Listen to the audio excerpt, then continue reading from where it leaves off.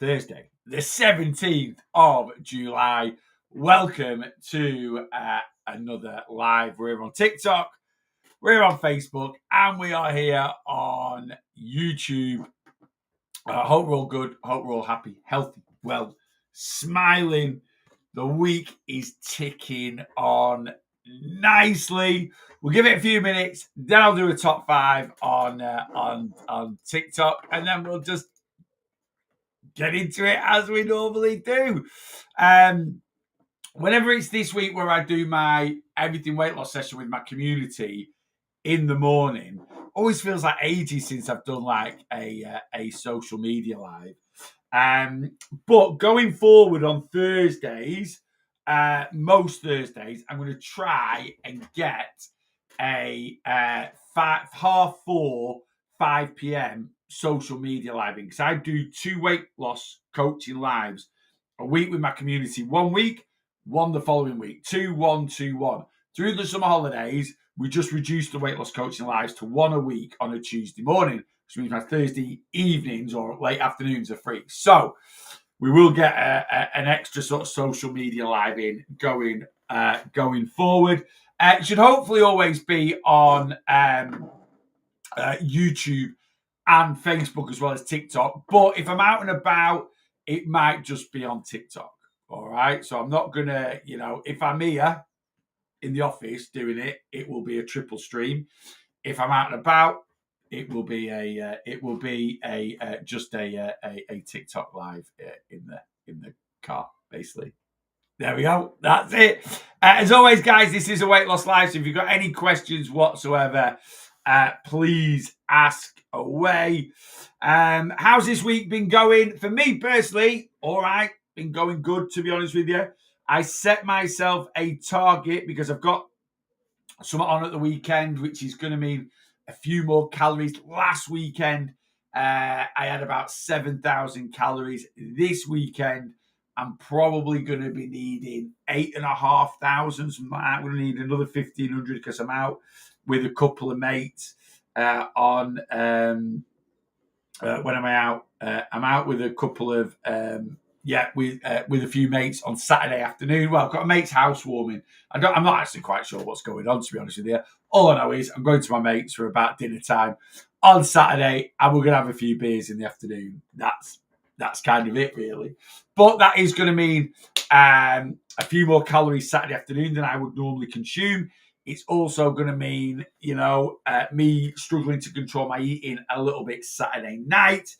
And if I've had a few beers on Saturday, that normally means I'm eating a few more calories on Sunday as well. So, yeah. What have I done about that this week? Bit of pre-planning. Trying to limit my calories to 2,100 calories a day. And so far, I think so good. So I had 1,869 on Monday.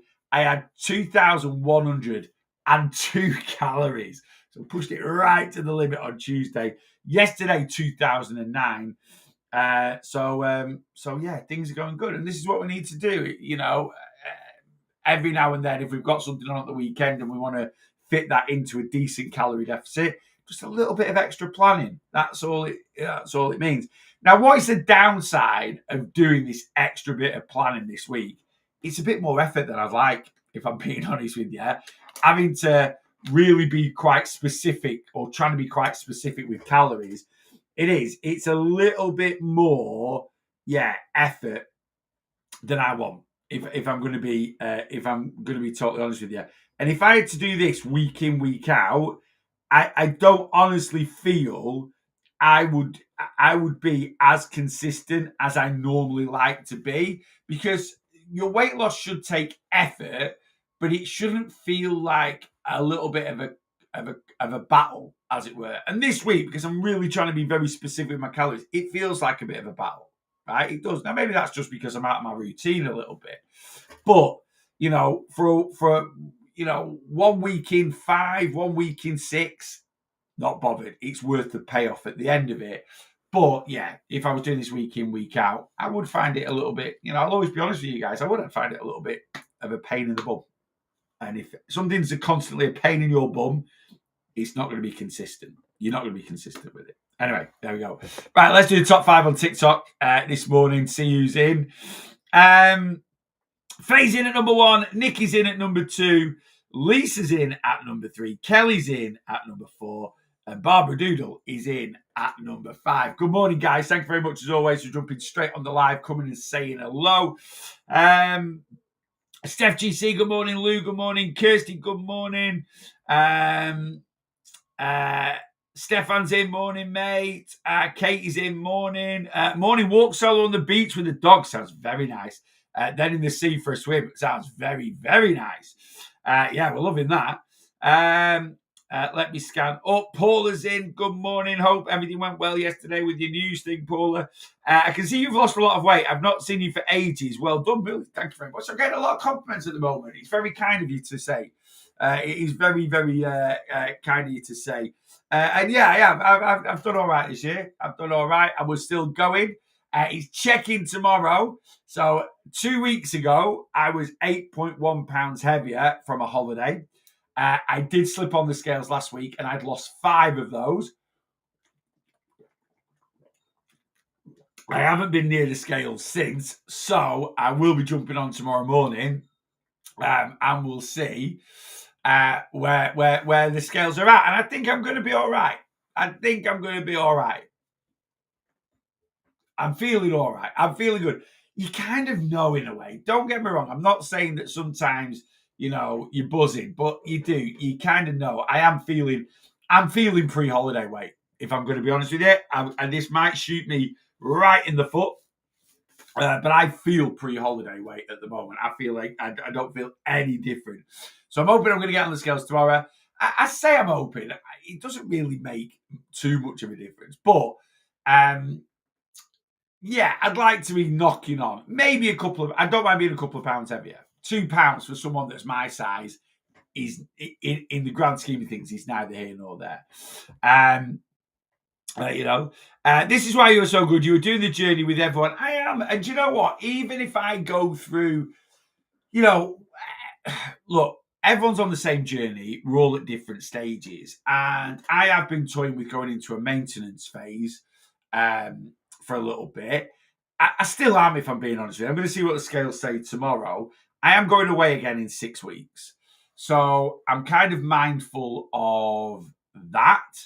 And then 6 weeks, and then 4 weeks after I get back from that. Now, the trip in 6 weeks is just what I call a mini break. It's 4 days, 4 nights. I think it's 3 days or 4 days. I can't quite remember exactly how it works out. It's just a mini break away from my birthday. And then the last trip of the year is October, when we are going to Tenerife for a week. And we're actually going. I've actually just changed our hotels yesterday. Right, that's going to be a good holiday. That's going to be an all-inclusive now. Now, I normally wouldn't go all-inclusive in Spain, but we've changed hotels. We've upgraded the hotel a little bit because we saw this one on TikTok and we were like, that looks really cool. So it's a little bit more pricey than we wanted to pay, but but it's all inclusive. So we've just sort of said, originally when we were going to Tenerife, we were going to go bed and breakfast. So you'd have to pay for lunch, you'd have to pay for your drinks, you'd have to pay for your evening meal. And this hotel we're going to looks really, really nice. So we've literally said, as long as if we have 3 nights, maybe eating in the hotel out the 7, right? And then all the drinks are covered in the hotel, and we eat lunch in the hotel because it's all inclusive. It'll cost no different to what the other hotel was going to cost. But that is going to be now, with it being all inclusive, because we were toying with getting an apartment and this, that, and that. That's going to be a little bit more boozy. So, yeah, I'm just umming and ahhing about whether to slide into it. But it doesn't matter whether I'm doing weight loss at the moment, whether I'm doing weight maintenance at the moment. Same with anyone. I'm working actually with a few clients now that have lost their weight, have hit their target, and are still working with me just to maintain those losses because they still want that extra little bit of accountability. So, yeah, I'll always be on the journey. I will always be on the journey, and I'll always document it. And like I say, whether my current goal is to lose some weight, whether my current goal is to maintain the losses that I've created, yeah, I'm always on the journey because I've got to be. Because if I'm not always on the journey, then I could regress. I could go backwards. And I don't want to go backwards. I don't want to go back to being nearly 40 stone. That ain't happening. That ain't happening ever, you know? Yeah, eating out abroad adds up, especially when there is service charges added to drinks. Yeah, I mean, it's one of them. Spain's always cheap.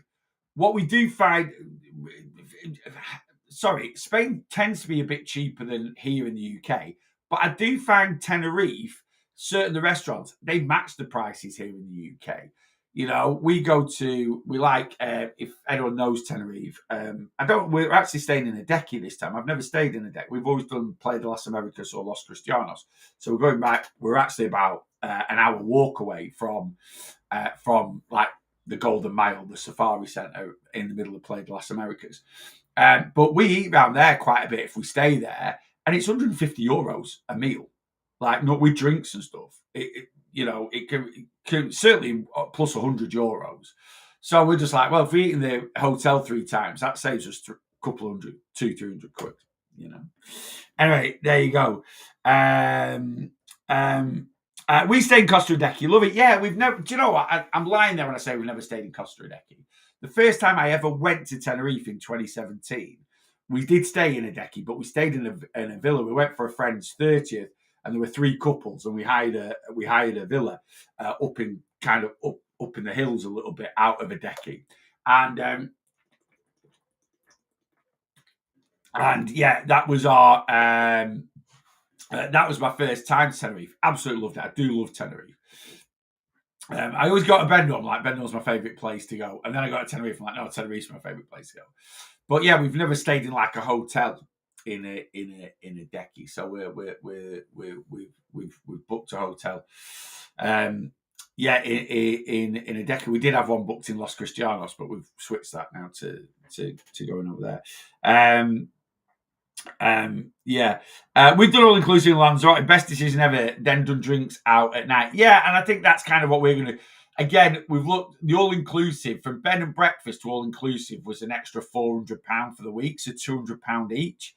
And then looking at this hotel, it isn't cheap. Like the drinks themselves aren't cheap. Like a Coke's €3.50.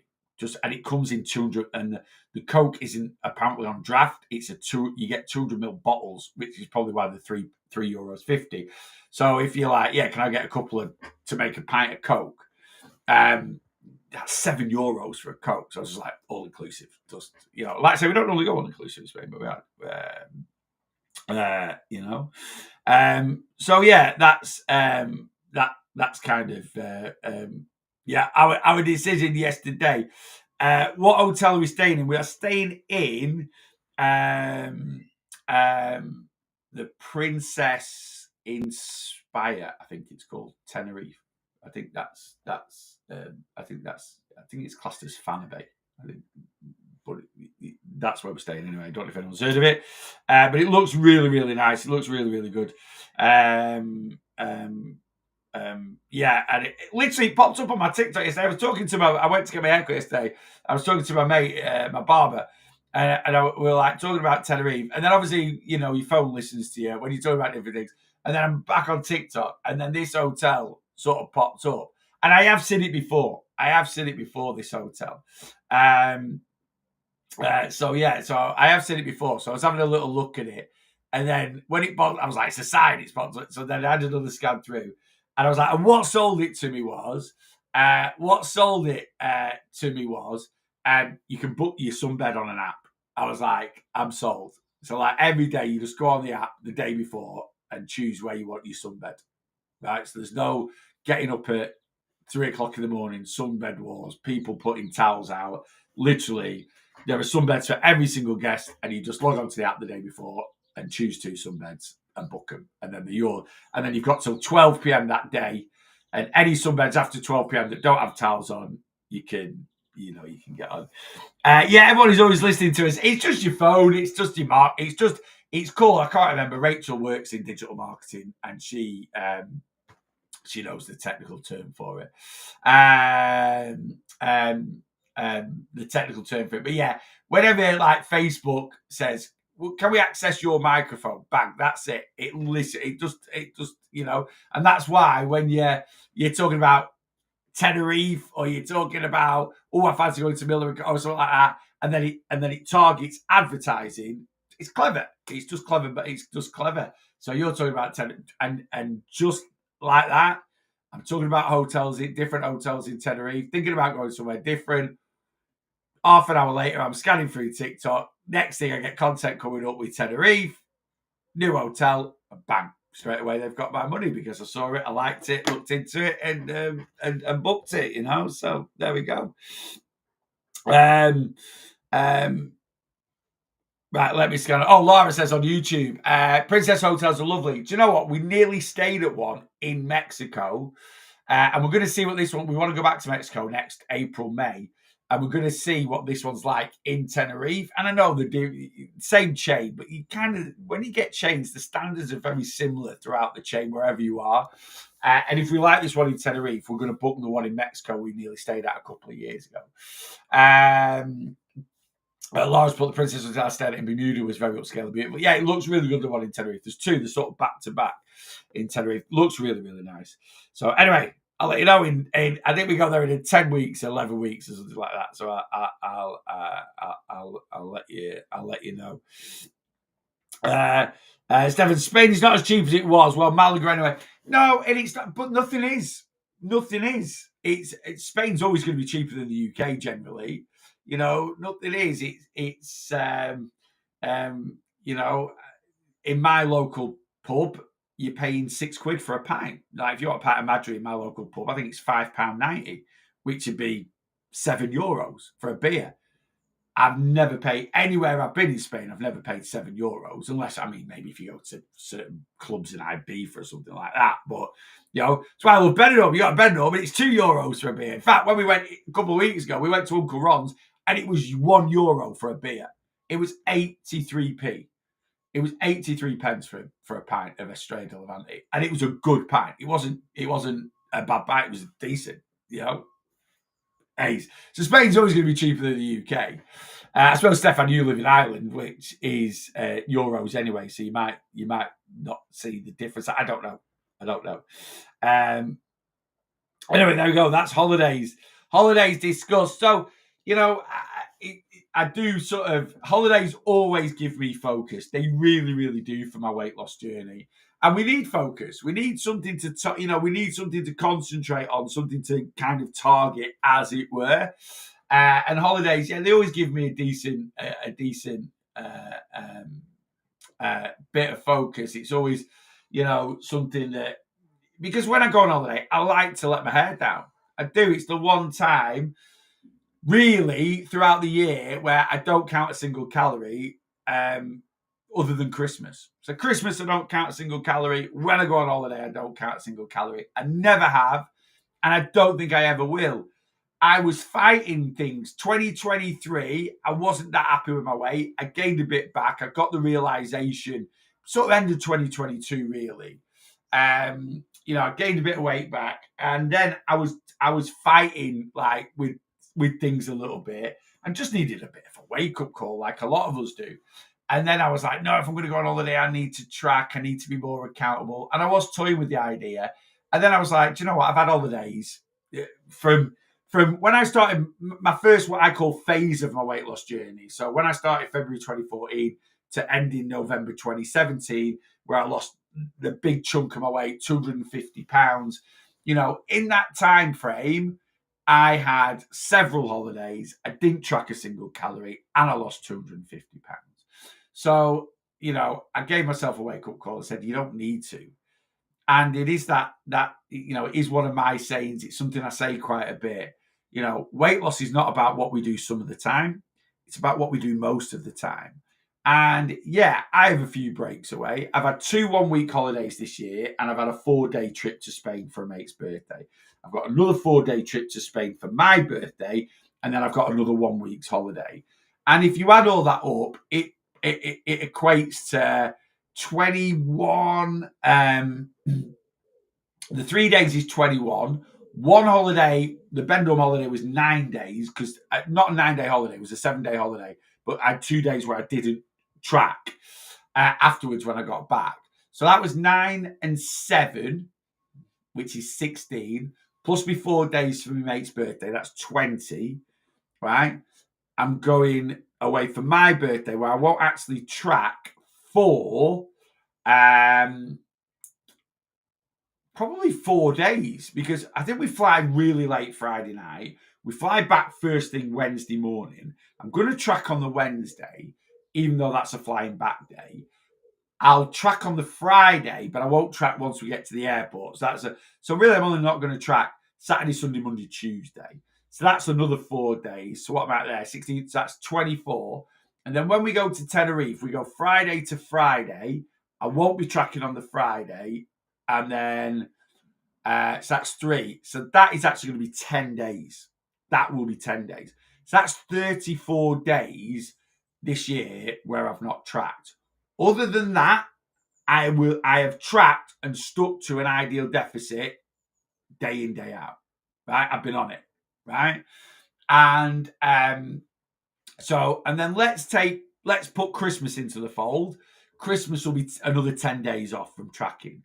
So for me personally, this year, that'll be 44 days where I've not tracked. That's less than 15% of the year. That is less than 15% of the year. So although I've had quite a few breaks away, or I've had a few periods where I've not tracked a single calorie, that's going to equate to less than 15% of the year, right? If the other 85 to 90% of the year, I'm on it, I'm absolutely on it, then I'm going to have a successful weight. And I am going to have a successful weight loss journey because, like I say, I'm under an iron about going into maintenance, depending on what the scales say tomorrow. So if I go into maintenance, depending on what the scales say tomorrow, I'm not going to lose up until going away for my birthday. What I will then do is calorie deficit from my birthday to going to Tenerife, which will get rid of anything I gain from the 4 days I go to Spain for my birthday. Gone. And then when I get back from Tenerife, I will be on a calorie deficit up until Christmas. So even with those breaks away, I still think I can finish the year 3 stone down. And that will include the whoosh. That will include the Christmas gain. So from the 1st of January to my final check-in pre-Christmas, I think I can be 42 down. We'll see. And to be honest with you, if I weigh the same now as I'll be 36 down. Anyway, if I weigh the same on tomorrow as I did pre-Benidorm, so it's only another £6, which will be fat loss over the next 5 months. £2 a month, £1 a month, isn't it? £1.50 a month. So yeah, I'm on it. So what I'm trying to say there is, you can have these little periods of enjoyment, yeah. But the important thing is you get back at it when you get home. How do I make food noise go away? Tell me about your food noise, Olivia. Is it a constant? So what a lot of people class, what some people class as food noise, other people won't. What do I class as food noise? I class food noise as psychological hunger. I don't class it as physical hunger. And we need to know the difference between that. So physical hunger is when my hunger hormones are triggering because my body wants food. It wants nourishment, right? And, we should feel physical hunger, right? We should, Psychological hunger is still hunger hormones triggering, still your body telling you that you want food, but it's not a physical hunger. How do we know it's not a physical? Because you should have eaten food that fills you up, right? So, for example, I'm feeling a little bit peckish now, right? I am, right? Now, the last thing I ate last night was at 6:30. So I've not eaten since 6:30 last night, right? I had my tea last night. We had pasta, which wasn't great actually. I didn't do myself justice with my pasta dish last night. I had pasta, some chicken sausage, and some garlic bread, and then I had a little sweet treat afterwards. My mum was meant to come around for tea, but she's not very good. She got a bit of a cold, so she sort of cancelled last minute. But I planned in my app already, like a little, like a little pot of joy from Dairy Milk, Cadbury's pot of joy, 130 calories. My mum always likes a bit of a pudding. She's very old school. So I had it anyway because it was planned in. So the last thing I ate yesterday was at 6:30 last night. So that's like 12. I'm looking at the clock now. 12, 13. That's 14 and a half hours ago since I've eaten. So I'm feeling a little bit peckish now. Is that physical hunger? Yeah. I think it's quite justifiable to be physically hungry if you've not eaten for 14 and a half hours. So now, if I went now and had my big yogurt bowl that I normally have, fruit, yogurt, my chia seeds in there, my protein powder in there, 450 calories, half a kilo of food, loads of protein, loads of fiber. If I had that, say, right now at 9 a.m., and then at 10:30, I'm hungry again, that's not physical. It can't physically be physical hunger because I've eaten a big portion of food that's full of protein, that's full of fiber an hour and a half ago. There's no way my physical hunger hormones are triggering, right, to say I'm hungry. So that's psychological hunger. Now, first of all, if you want to know whether it's physical or emotional hunger, you need to eat in a way that will make sure that that physical hunger isn't a big part of your life.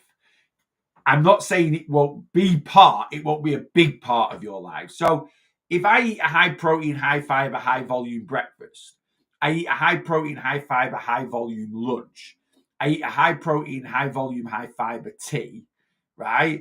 And I space that out no more than 3 to 4 hours apart. So I might have breakfast at 9 a.m. I then have lunch at 1 p.m., 4 hours apart. I then have tea at 5 p.m., right?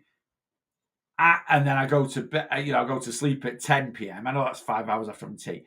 I shouldn't really have any physical, like big physical. I should have physical hunger where you need your tea. Yeah, I'm ready for my tea. I eat my tea and I'm sorted, right? If I have any other hungers in between then, now don't get me wrong, a lot of people, me included, can't have tea at 5 p.m. Right? Sometimes I'm working, I'm doing a live, Rachel's not back from work yet. So, and I recommend this to all my clients. This is how I normally eat. If I have breakfast, I'll have it a little bit later, 9, 10 p.m. I'll have lunch about 1:30, 2. I will then have a protein shake probably about 4:30. So I'm not even hungry, but I'll have it because I know that and I'm probably not going to have tea till 6:30, 7. Right? That's kind of how my eating pattern works. So I'll tend to definitely eat 4 times a day, sometimes 5. So breakfast, lunch, high protein, mid-afternoon snack, generally a protein shake. Sometimes it'll be a protein mousse or a protein yogurt, right? Sometimes it can be a protein bar, but normally it's a protein shake. Then I'll have my tea. If I'm eating like that and I'm going no more than 3 to 4 hours of eating, yeah, I'm sorted, right? I know that if I'm then getting any sort of hunger in between my main meals or at 9, 10 o'clock at night time, I then know that is food noise. Now, for a lot of people, if they're eating a healthy amount of calories and eating their calories in the right way and prioritizing protein, fiber, and volume, certainly with each main meal, that can actually solve food noise. It can reduce physical hunger and it can help to combat psychological hunger because you've just got a great level of satiety in your body. Now, if you eat in the way I've just said you're eating, but you're still getting some food noise, you're still getting psychological hunger, then that is a psychological issue. And what that is generally, it's an emotional eating issue. You're using food, like a lot of people do, especially if they've got a weight issue, as a coping mechanism, as a distraction normally, right? So very, very common this late at night time. It's 9:30 at night, you sat on the sofa, you're watching telly, the world is at peace, right? You're very chill. What isn't at peace is your brain. And it's actually a time where you can overthink. And if you are someone that, you know, you can sort of tuck away your emotions, your stresses, your angers, your anxiety, because you're busy throughout the day, sorting the kids out, sorting this out. But at night time is a time where you can be left alone with your thoughts. And when your thoughts start ramping up, you might start stressing about work that day. You might start thinking about different bits and pieces, right? Oh, hang on.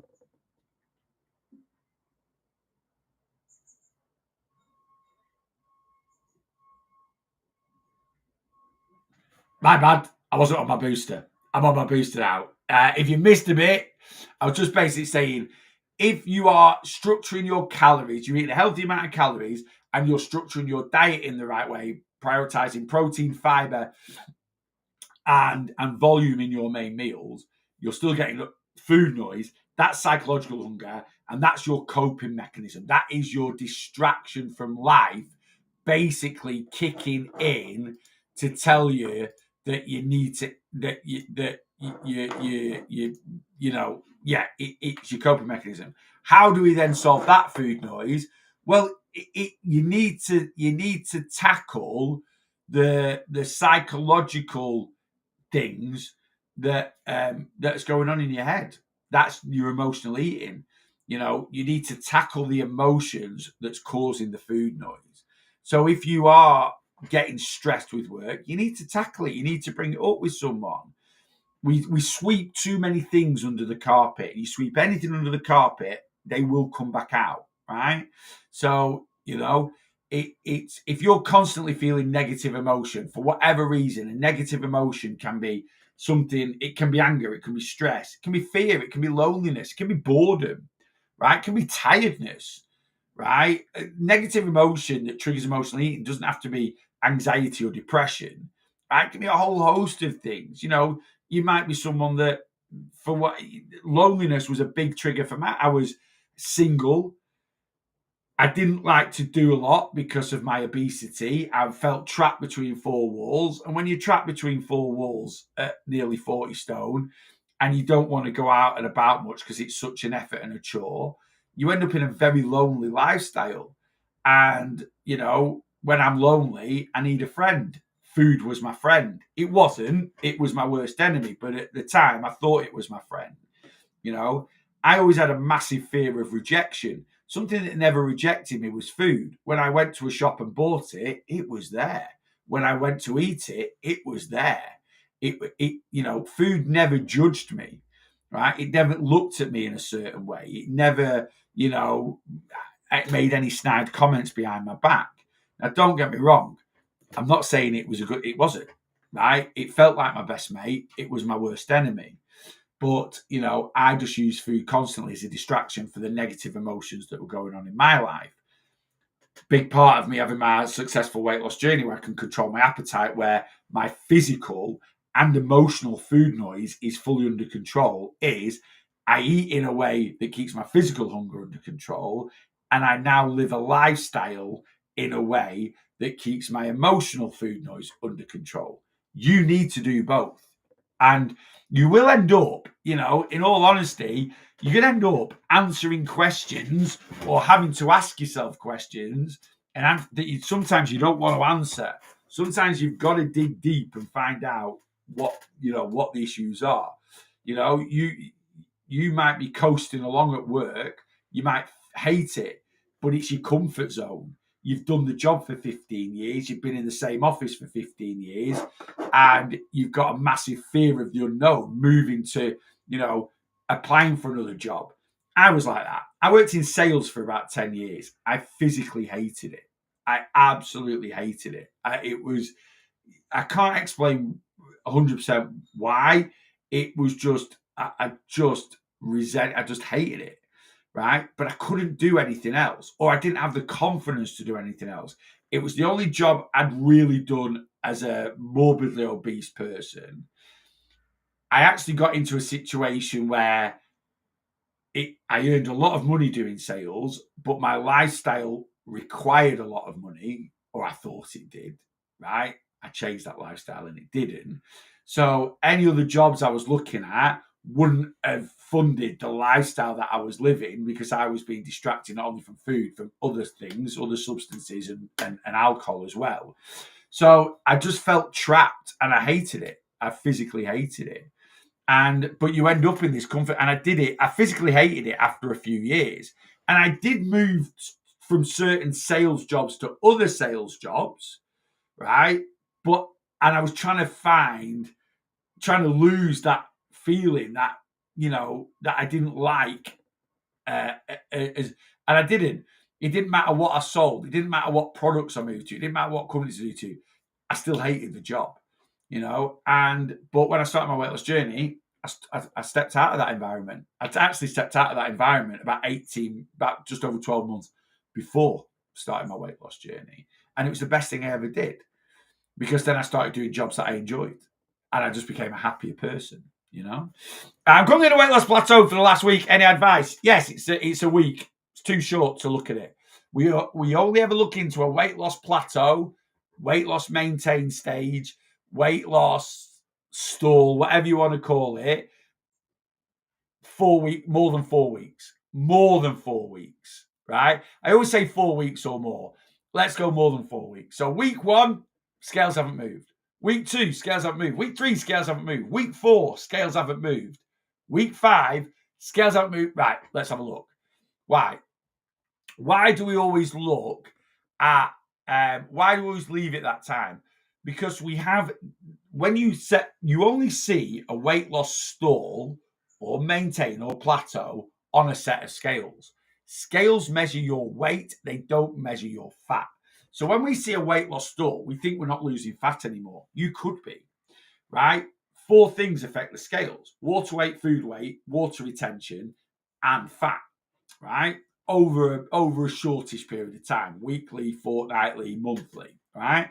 Some people pipe up and say muscle will never affect the scales. It'll take months to build enough muscle for you to see it on a set of scales, right? So we're talking short term here. In 1 week, this is half a litre of water, 500 ml of water. It weighs about a pound, right? You can quite easily. So these 2 things weigh the same. This is a pound of body fat. This is a pound of water. From being in a calorie deficit, I can lose a pound of body fat, right? At the same time as losing a pound of body fat for a number of different reasons. It could be, if you're female, time of the month. It could be because you've decided to take, or for whatever reason, you've took a different medication. It could be because you're dehydrated. It could be just because you've had a bit more salt in your diet than you normally would. You can quite easily, in a week, lose a pound of body fat from being in a calorie deficit, but gain a pound of water retention. Therefore, the scales won't change. Body fat down, water retention up, in equal measures, the scales will say you're at 200 pounds, right? The second week, body fat down again, water retention could quite easily go up another pound. So over the last 2 weeks, you've lost 2 pounds of body fat, but you've gained 2 pounds of water retention. Scales haven't moved, but you're still losing fat, which is what you want. Yeah. And what can then happen is week 3, you might lose another pound of body fat, and you might lose the 2 pound of water retention that you've gained. And next thing, you see a loss of 4 pounds on the scales. And that's because you're getting a more accurate read of your current weight. Now, what's the likelihood of us for 4 weeks in a row losing a pound of body fat, gaining a pound of water weight? Not very likely. But what can happen is 1 week you might lose a pound of body fat, gain a pound of water retention. The second week you might lose a pound of body fat, still retain the pound of water retention you've gained, and then gain a pound in food weight because you've added more fruits and veggies into your diet, which has increased the volume, which has increased. So there's lots of things or lots of scenarios over 3 or 4 weeks that could happen where basically water weight, food weight, and water retention is counterbalancing fat loss. And that's why the scales aren't moving. Now, could that happen for 5 weeks? No. Right? If you're being consistent with your journey, 5 weeks in, the excess food weight, water weight will have gone somewhere. You will have seen a loss somewhere. It, as long as you're being consistent, it's not gonna like you wouldn't necessarily see 8 weeks in a row a gain of water retention and food weight, and that counterbalance 8 pounds loss of body fat. That ain't gonna happen, but it can happen for up to 4 weeks. Yeah. So we don't panic. Yes, it can be frustrating. It's more frustrating if you don't understand it. Well, I've just explained it. Episode 9, a very early episode of my podcast. Episode 9 of my podcast is turn the sad step into the happy step. It's all about how the scales work. Go watch it. It will massively improve your relationship with the scales, and then you'll kind of understand. I might do an update of it, to be honest. I've been going through my podcast, looking at ones I did a couple of years ago, and like, should I do a refresher? Because, you guys that have listened to episode 9 of my podcast 2 years ago, you're probably not going to go back and listen to it. Now, you guys that maybe have just discovered my podcast, and yeah, I had someone message me the other day that's joined my one-to-one plan. By the way, guys, still got those great deals on my one-to-one plan. They are running for the summer, so you don't need to panic. But we've got half price sign up on my one-to-one plan. Currently 15 quid, right, to sign up to my one-to-one plan instead of £30. We'll get you started a week on Monday. So my next start date, I'm full now for this Monday, is the 28th of June. Code is summer50. So click on my TikTok profile, my Facebook page, my YouTube page, find my link tree. I can put the link actually in this video now. On Facebook and YouTube, I can put the link in, which I will do. Right? Go to my link tree.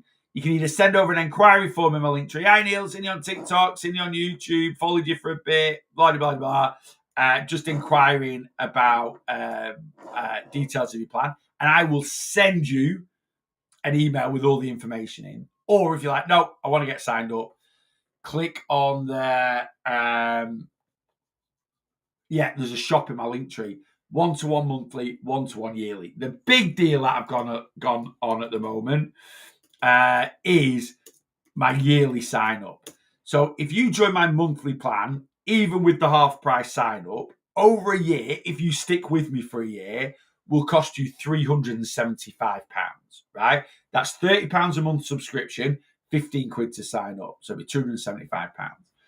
I normally do a year one-off payment for 325 quid, which saves you about 15% on full price of my monthly plan. I've now knocked another 20% off that. So you can sign up to my one-to-one plan for a year, no monthly payments, just a one-off payment, bang, you're with me till the end of July 2026, 260 quid. The code for that is summer20. Anyway, let me just put the deal in now. Summer deals on my one-to-one plan, and then let me just put my link tree in. So I've pinned that to YouTube and Facebook. If you're on TikTok, you can dead simple just go into my profile. My link tree's there. Just click it. Yeah. And I'll put that up as well across the bottom. It's not a live link. If you're watching this back on Facebook or YouTube, it's not a live link. You'll have to type it into your browser, or again, go into my Facebook page, go into my YouTube page, go into my TikTok page, Instagram as well. So on Instagram as well, and just click the link and get signed up. 28th of July. Yeah, sorry, 28th. Why? What did I say? Did I say June? 28th of July is when I'll get you started. So a week on Monday. So I'm full for this Monday, the 21st. That's took. I've got clients signed up for that one. A week on Monday, the 28th of July, will be the next start date for my one-to-one plan. Yeah. If 1 week was a plateau, then this week I would have plateaued this week. Even though I was 3 last week, averaging 1.5 over 2 weeks. Yeah, absolutely. And that's the thing with weight loss plateaus as well. We should never judge the success of our journey on an individual weighing. So let's say you weigh weekly, right? You've always got to look at averages. Now, a lot of fitness instructors or weight loss coaches or personal trainers, whatever you want to call them, whoever you're watching, there is a very common advice around scales to weigh daily, right? So weigh Monday, weigh Tuesday, weigh Wednesday, weigh Thursday, weigh Friday, weigh Saturday, weigh Sunday. And then add all that together and divide it by 7, and that'll give you your average weight for the week, and that's what you log. And then when you weigh daily, you will see your daily fluctuations, right? And taking the average of your daily weight takes away those fluctuations because that's your average. The main issue, in theory, that works fine. But there are two main issues with that. Number one, if you forget to weigh one day, right, it cocks up the week. So weighing 6 out of 7 and then dividing by 6, you might have missed one fluctuation. So, yeah, you've got to be on it. Now, some of you guys are like, no, I weigh every day, right? But the thing is, you've got to weigh every day at the same time. There's no point weighing at 9 a.m. one morning and then weighing at 5 p.m. the next day and writing that weight down, and then weighing at 12 p.m. one day, then weighing at 9 again the next. You've got to be very, very on it. So I always tell my clients, as soon as you get up, right, which is consistent, the time when you get up doesn't really matter. It's kind of what's going on in your body overnight and what you do before you get up. So I basically say to my clients, if you're going to weigh, get up and weigh first thing. Get up, go to the toilet, do whatever you can do on the toilet, then get on the scales, right? And, you know, some Fridays you might get up at 6 o'clock because you've got an early start at work, 6 a.m. Kids' summer holidays are coming up. So you might be like, no, I'm working from home, kids' summer holidays, so I can actually get up at 8 and I don't need to be up as early to get the kids ready for school. Doesn't matter whether you wait at 6 or 8, as long as it's as soon as you get up. So that's kind of the constant. So anyway, if you're going to weigh daily, you've literally, now you might be like, right, well, every day I get up, I go to the bathroom, I go to the toilet, I can jump. Yeah, you can do that, right? But if you miss one day, it'll cock it up a little bit, right? The second thing, what a lot of fitness instructors, personal trainers, weight loss coaches don't understand is emotional attachment. If you've never had an unhealthy relationship with the scales, or you've never had serious emotional attachment to the scales, or you have, but you've cured it and it was a long time ago and you can't really remember those feelings, that's the main issue with the scales. We are emotionally attached to them. They're like an abusive relationship. And we find it very, very hard to step away from emotional attachment, right? You can't do it. Now, I've seen there's a guy on social media, young Irish lad called Sean Casey. He's good. His content's good, right? He's done really, really well. He's blown up on social media, got a really, really good business. He's a weight loss coach. He does a bits of personal training stuff like that, but he always talks about fat loss all the time, right? And he always talks about weighing daily. Weigh daily, divide it. And he does come out and say, you know, just don't be emotionally attached to the scales. It doesn't work like that, right? And I like the guy, but I totally get why he can say that he's never had emotional attachment to the scales. He always talks about his past, and he's only a young lad. He's like 21, 22, so he's not got much life experience anyway. I'm not saying that doesn't mean you can't be a good weight loss coach, but he always, now what he does have a lot of empathy for is when he was 16, 17, 18, he used to go on the smash all the time. He used to do drugs, a lot of alcohol, and just lived a really unhealthy lifestyle. So he can empathize with people that do that and then want to change. Because when COVID hit and things shut down and he couldn't do that, he realized how bad is you know, the way he was living his life made him feel. And from not being able to do that, it was took out of his lifestyle. It made him feel a lot better. And that's when he started creating his fitness content and this, that, and the other. So he has empathy for that. But he always says, just don't get emotionally attached to the scales without any nuance or advice or anything like that behind it. And I'm like, that's just a classic side of someone that's never had emotional. But if you've never had emotional attachments to anything, it's the same as people saying to alcoholics, well, just stop drinking, mate. If only it was that simple. Well, and it might seem simple to people that don't understand it, just to not go on the scales or not be emotional. Just don't let it affect you. This is how they work. This is water weight, food weight, water retention. These are the fluctuations. This is what you're seeing on a day-to-day basis. Great, right? But for a lot of people, they'll listen and read all that and hear all that, right? And then they'll get on the scales and they'll see a £2 gain and all that will go out the window. Oh my God, I'm £2 fatter.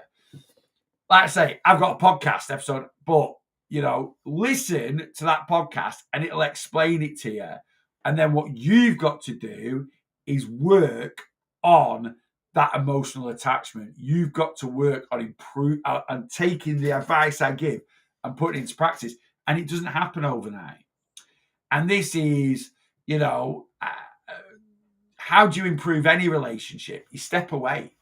You know, I always use it as an example, as an analogy of of like being in a negative relationship in terms of being with a partner that's a toxic relationship for a number of different reasons.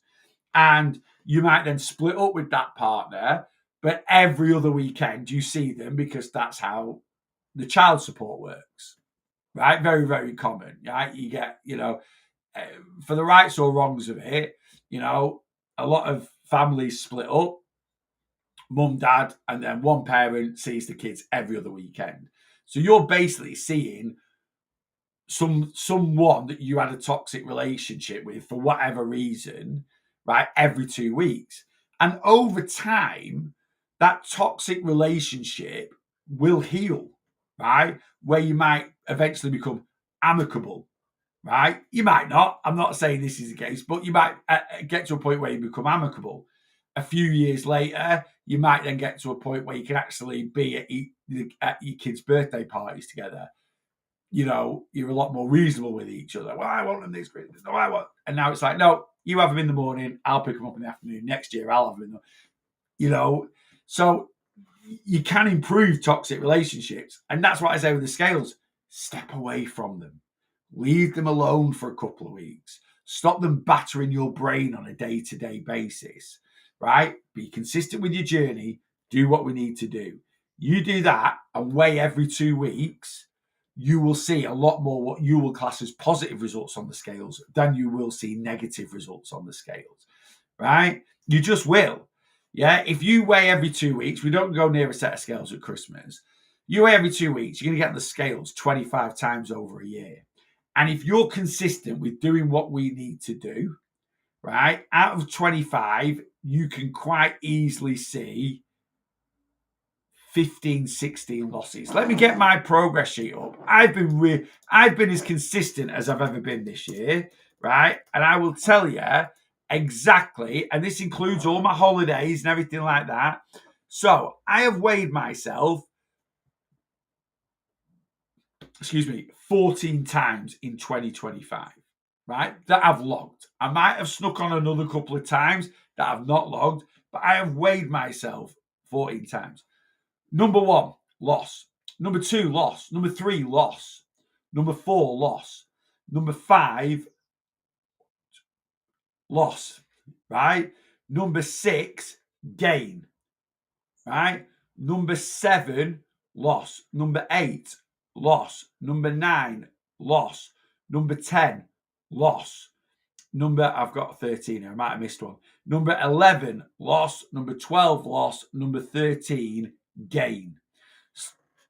1, 2, 3, 4, 5, 6, 7, 8, 9, 10, 11, 12, 13. Sorry, it is 13. I've just miscounted. So I've weighed myself that I've logged 13 times this year, which is weighing at fortnightly intervals, right? And out of 13 losses, out of 13 getting on the scales, I've seen 11 losses and 2 gains. And the only 2 gains that I've seen are from 1 when I came back from Egypt, and number 2 when I came back from Benidorm. The first time I've weighed after 2 1-week holidays. That is it. The rest of the time has been loss. Right? You can be exactly the same if you're consistent with your journey. And that creates a healthier relationship with the scales because they don't batter your head, And you've got to appreciate if you go on holiday, right? You're going to see again. Now, I have had 3 breaks. The second break, or one break, I actually saw a loss afterwards because I weighed myself or I might have gone a month without weighing because I think my check-in was due when I was in Spain for a friend's birthday. So I weighed 2 weeks before. I missed that middle check-in and I weighed literally about 11 or 12 days after, and I'd lost all my holiday weight and a little bit more. So, yeah, have I talked there enough about scales? I think I have. Right, let me get up. I used to spiral with daily weighing, but now I log it, but don't take it personally. Absolutely. Once you've created a healthy relationship with the scales, just like once you've got a much better, healthier relationship with your toxic partner that you split up with, instead of seeing them every 2 weeks, you can probably see them once a week, or maybe every day, or every other day, and you're not, sniping at each other and fighting with each other. Right? Once you improve a relationship, you can then weigh every single day. I do not get emotionally, the scales do not alter my emotion whatsoever. Or if they do alter my emotion, it is literally for a split second where I thought I might have done better. But it doesn't change my eating habits. It doesn't change my mood for the rest of the day, for the rest of the week. I don't chase numbers, you know. So yeah, once you create a healthy relationship with scales, you can weigh as much as you want to. Info sent over, pal. Mick, I've just seen it, mate. I will sort your plan out ready for Monday. Managed to get myself up to 21.9. Enough times, mate. Been eating 2,000 calories a day and gym 5 times. Stephen, I've spoke to you before about this because you do pop up on my lives quite a bit. You need to find a middle ground, right? A lot of people have just put some advice on this week saying 3 things that you need to do for successful weight loss that a lot of people, a lot of coaches won't tell you. Number 1, don't go to extremes. Now, I'm not saying, but if you're 21 stone 9, eating 2,000 calories a day and trying to gym 5 days a week, if you've not been to the gym for the last 6 months, or you've been eating 3,000, 3,500, you're going to an extreme. And extremes will never become a lifestyle change. A lot of people cannot accept, they want to do a short-term thing, or they want to do something that's going to create quick weight loss, but all it does is create long-term weight gain. Because Stephen, like I say, he's come on my lives quite a bit. He's done things where over the last couple of years, he's come on, I'm not doing carbs. I'm not doing this. I'm not doing that. I'm eating 2K a day. And he's just said he's gone up to 21 stone 9, which I think is the heaviest he's ever said he is on my live. I'm not having a go at Stephen. He knows my philosophies about weight loss because he tunes into my lives quite a lot. But going to extremes, fad dieting causes long-term weight gain. It might cause short-term weight loss. It's not going to cause long-term weight gain. I'm not trying to discourage people from exercising, but if you've not been to the gym for the last 6 months, why is going to the gym 5 times a week now going to become a permanent lifestyle change? Because if it was something that you could quite easily fit into your lifestyle, you would have gone. You would have been going in the last 6 months. Right. And this is and I see it all the time. And we get this motivation. And, 21 stone 9. I don't know what your movement is on a day-to-day basis, Stephen, because I don't really give a lot of emphasis to exercise. Right. We give way too much emphasis to exercise. But at 21 stone 9, you're going to be over restricting yourself at 2K a day. If you're trying to eat 2K every single day, you're definitely going to be over restricting yourself. So just try and find a little bit more balance. Yeah. And that's what we've got to do. And it is a lifestyle change is more about slowly catch your monkey. It really is. If you've not been to the gym for 3 months, 6 months, 9 months, you've not been since January when you went every day, right? Stop trying to jump back in. There was a reason in January why you didn't continue in February, March. Let's do something completely different. Let's find 2 pockets of time a week. Let's go to the gym twice a week because the gym doesn't cause weight loss, right? It makes us feel better physically and mentally, but you can feel better physically and mentally from going to the gym twice a week.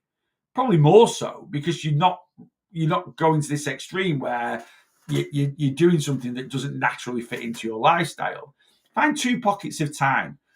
Go to the gym twice a week. Enjoy your training. Do something you enjoy, right? Few weeks down the line, if you're finding that 2 times a week, you're just naturally going there, you're nipping there after work, you're nipping there, it fits in Tuesday night, Thursday morning. And it's just a constant now. I go Tuesday night, I go Thursday morning, it's in my routine. Then put another one in, right? Build it up to 3 times a week. right? And if that then becomes a routine and you want to put another one in, put another one in, right? And set yourself a minimum amount of times to go to the gym, not 5 or 6. I go to the gym 6 days a week. Recently, I've been going 7 days a week, right? Do you know what my target is for the gym a week? 3. That's it. If I can get to the gym 3 days a week, I'm happy. Right? I'm doing more than enough for my physical health. I'm doing more than enough for my mental health, right? And yeah, I'm burning a few calories. I'm happy with that. Any more on top of that is simply a bonus. Now, if I set myself a target, and I love training, right? I teach spin now twice a week, right? I'm back doing my spin classes. I teach spin twice a week with a regular class. Plus this week and next week and last week I did 3 a week because I'm covering an extra class, right? I love it. I love lifting weights. I love training. I'm going to the gym straight after. In fact, I'm going now because I need to be back for 11:30. Right? I'm going straight to the gym now. I absolutely love it. But if I set myself 5 days a week to my minimum target to go to the gym, even some weeks for me, I might only get there 4. And I feel annoyed with myself. And I don't need to go 5 days a week. The 5 days is because I enjoy it. It's my hobby, right? It's just my bonus. It's the little cream on top, right? You can make a really nice cake and you don't need to put any cream on top and it can taste delicious, right? Put that little cream on top. It's a little bonus. Just that little bonus, yeah? So, and I'm not saying, and I'm not saying that you can't. I'm talking about this generally. Stephen's just the way what he said there was just very good. I'm talking to everyone when I say this. I'm not talking to Stephen when I say this advice. Everything's got to fit in to your lifestyle, right? And I get so many people messaging me, can I eat 1,500 calories a day for a couple of months to kickstart my weight loss? No, right? Because what you'll do there is you'll eat 1,500 calories a day. You'll feel like rubbish, but you'll lose a lot of weight. If you then move to a healthy amount of calories, you're going to increase your water weight, food weight, and water retention in your body, which is going to make you panic, thinking, oh my God, I'm gaining weight eating 2.5. Yes, you are gaining weight. You're not gaining fat, right? And then when your weight loss slows down, you're going to get frustrated. Like, oh, when I was eating 1,500 calories a day, I was losing 3 pounds a week. Right? And now I'm eating 2,500 calories a day. I feel much better, but I'm losing a pound a week. I'm getting really pissed off. Start as you mean to go on. That is a very good saying when it comes to weight loss. Start as you mean to go on. Be 100% honest with yourself.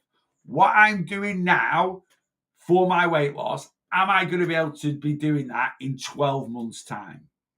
Right? Am I literally going to be able to stick to this in 12 months' time? If the answer is no, stop doing it. Start doing something today that you can see yourself still doing this time next July, right? And, when that fits in, if you then want to ramp it up a little bit, you can ramp it up a little bit. Right, guys, I've got to go. Yeah, I've got to go. I've got to be back for 11:30. I want to go to the gym, need to train, got a couple of errands to run. I did the extreme to get a job, lost times of weight fast, and it all came back and some more. Mick, and again, I was coaching you when you were doing that. And in certain circumstances, going to an extreme, although I don't advocate it, sometimes it can be, needs must. I have worked with clients in the past that are like, I need a new knee. I need a new hip. I need to be 3 stone down. Otherwise, they're going to cancel my operation in 3 months. And I'm like, right, getting a new knee is just going to totally change your whole life. So, right, let's do it. I don't advocate it, but in this situation, it's needs must. Mick, you were kind of the same. You need to be at a certain weight to get your job.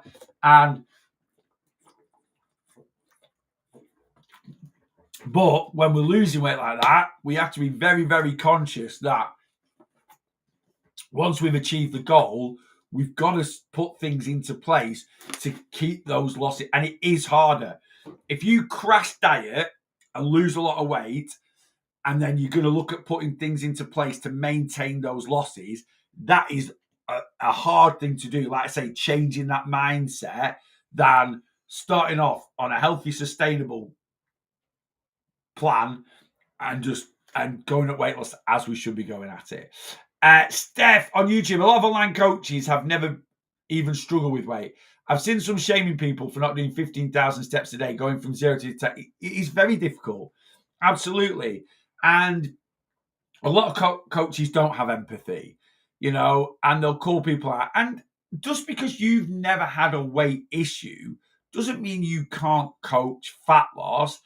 I think it's very hard for someone that's never had any sort of weight issue to coach, to have the empathy and the understanding around obese people.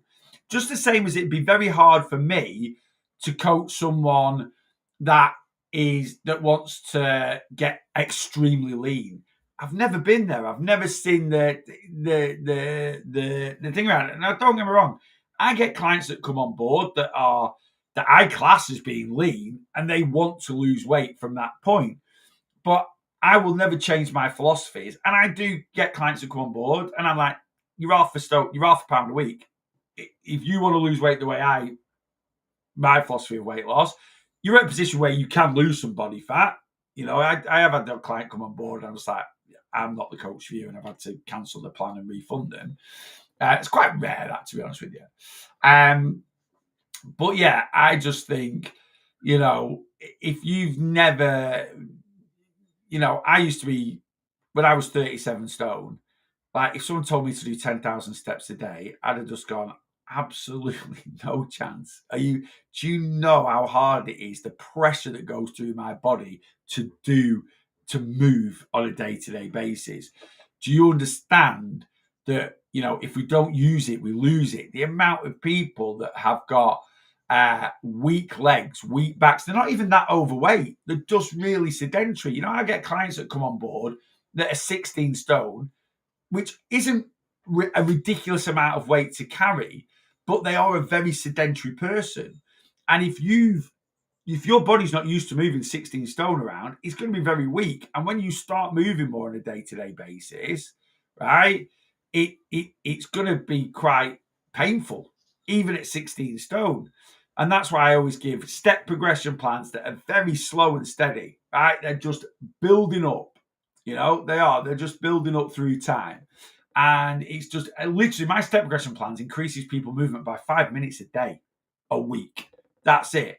So if you're currently doing 5,000 steps a day, you're currently moving for about 40 minutes a day. So week 2, at week 1, I'll probably keep you at your current average of 40 minutes a day, right? Because you naturally do that. And then week 2, we'll get you up to 45 minutes a day. I'm not talking about going for a 45-minute walk. I'm talking about 45 minutes of putting one foot in front of the other. That can just be 5 minutes here, 5 minutes there, times 9, right? That can be 10 minutes here, 10 minutes there. It all counts. Walking around the house, walking around the shops, right? It's not about, if my clients come on board, do a 40-minute walk, I make them do 45 minutes. And no, it's all about breaking it up and fitting it in, and then next week it'll be 50 minutes. Now, I always do it as steps because I increase step progression by about 500 a day, right? On average over a week. So someone might come to me and go, I do 5,000 steps a day. Right, well, we'll do that week 1. Week 2, we'll do 5.5. Week 3, 6. Week 4, and that is just giving your body, you've literally increased your movement on average to go from 5,000 steps to say 7,500 steps, right? Which is an extra 2,500 steps a day. I'll do that over the space of 10 weeks. And that gives your body more than enough time to adapt to that increase in movement, right? Going for slightly longer walks. And, but yeah, a lot of coaches might be like, no, you're 16 stone, you've got no mobility issues. You physically you can do 10,000 steps a day, but it will take a toll on your body. And so we need to build that up. But I understand that because I've been through the same issues. Yeah, I've been through the same issues. Right, guys, I'm out of here. I've got to go. It's been a pleasure as always. If I've missed anything, it's nothing personal. I can only talk. You know me, I do like to talk. I won't be back on today. I will be back at 5 p.m. If you are on plan or in my community, we're back at 5 p.m. Weight Loss Coaching Live, tackling the school summer holidays. If you want to come and join my community, you want to come on plan with me, TikTok profile, Facebook page, YouTube page, click my link tree, get in there, sign up. There's deals on everything, right? All the information is on the website. So if you click on my one-to-one plan monthly, it will give you the discount code. in the description. Get signed up. Same for my yearly plan, same for my community. And then you can come and watch the live at 5 p.m. You can't make any of my weight loss coaching lives that I do within the community. They are saved back to the Facebook group and to YouTube for you to watch. Private YouTube playlist just for the community for you to watch at your leisure. Right, guys on plan in the community or new people, if you join the community or on plan before 5, I'll see you then if you're free. If not, I'll be back on Facebook, TikTok, YouTube, 11 a.m. tomorrow morning for Fridays Live. I've not done that for ages. Sign up to TikTok. Sign up to you guys. Guys, I'm back tomorrow morning.